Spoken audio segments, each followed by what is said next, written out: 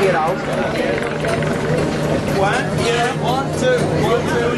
We'll pass by a floating market, which is a very typical lifestyle in the Mekong River. For retaining the fruit or vegetable which they sell from their boat. There they come.